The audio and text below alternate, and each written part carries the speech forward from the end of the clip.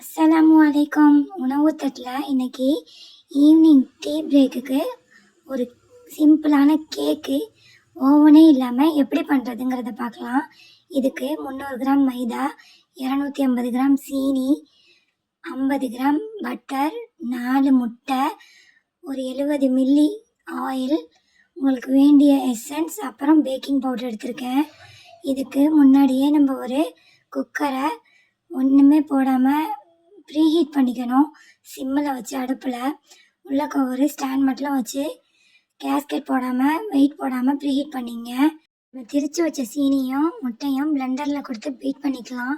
உங்கள்கிட்ட பிளெண்டர் இல்லாட்டி நீங்கள் மிக்சியில் கொடுத்து கூட ஒரு 5 நிமிஷம் பீட் பண்ணி எடுத்துக்கலாம்.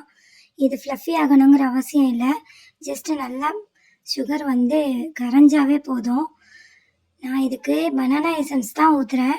உங்கள்கிட்ட வெனிலா எசன்ஸ் இருந்தாலும் ஆட் பண்ணிக்கலாம்.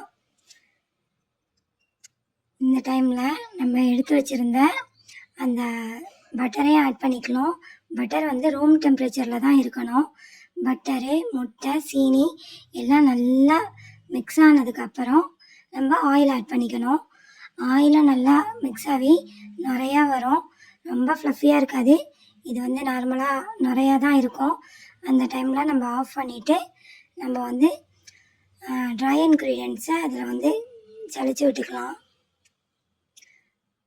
ஒரு சல்லடை வச்சு நம்ம எடுத்து வச்ச மைதா, அப்புறம் ஒரு 1/4 டீஸ்பூன் பேக்கிங் பவுடர் போட்டு நல்லா சளிச்சு இதை லைட்டாக தான் ஒரு விஸ்கு வச்சு மிக்ஸ் கொடுக்கணும். ரொம்ப ஹெவியாக மிக்ஸ் பண்ணணுங்கிற அவசியம் இல்லை. லைட்டாக ஒரே பக்கமாக சுற்றி விட்டாவே போதும். ஓவன் இல்லாமல் நம்ம கேக் செய்கிறதுக்கெலாம் சிரமப்படுவோம். பட் இது சிம்பிளாக குக்கர்லேயே ரொம்ப சிம்பிளாக வச்சு பசங்கள்லாம் ரொம்ப விரும்பி சாப்பிட்ற அளவுக்கு பண்ணிடலாம். இந்த மாதிரி ஒரு கேக் டின்னில் ஒரு பட்டரில் நம்ம க்ரீஸ் பண்ணிவிட்டு அப்புறம் கொஞ்சோண்டு மைதா போட்டு அதை ஃபுல்லாக சுற்றி கொடுத்துடணும்.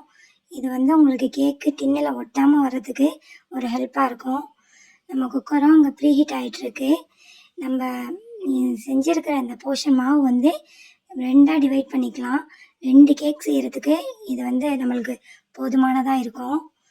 இதை நல்லா இந்த மாதிரி சுற்றி விட்டு பபிள்ஸ் இல்லாமல் தட்டி விட்டு குக்கரில் வச்சு கேஸ்கெட்டும் போடாமல் வெயிட்டும் போடாமல் சிம்மில் வச்சு 30 மினிட்ஸ் இதை அப்படியே விட்டோம்னா திறந்து பார்க்கவே கூடாது. 30 நிமிஷம் கழித்து திறந்து பார்த்தா ஃப்ளஃபியாக சூப்பராக கேக்கு நம்மளுக்கு ரெடி ஆகிடுச்சு. ஒரு கத்தியை விட்டு இன்சர்ட் பண்ணி பாருங்கள். அதில் மாவு ஒட்டாமல் வந்துச்சுன்னா கேக் ரெடி ஆகிடுச்சின்னு அர்த்தம்.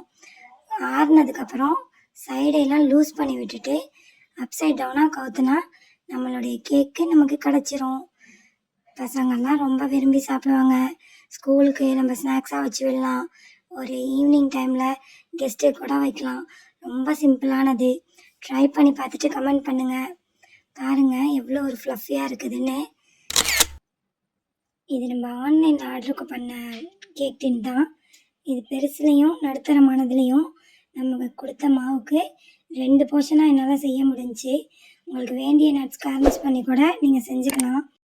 என் சேனலை நிறைய பேர் பார்க்குறீங்க, எனக்கு ரொம்ப ஹாப்பியாக இருக்குது. சப்ஸ்கிரைப் பண்ணுங்கள். உங்கள் ஃப்ரெண்ட்ஸ் அண்ட் ஃபேமிலி கூட ஷேர் பண்ணுங்கள். அஸ்ஸலாமு அலைக்கும்.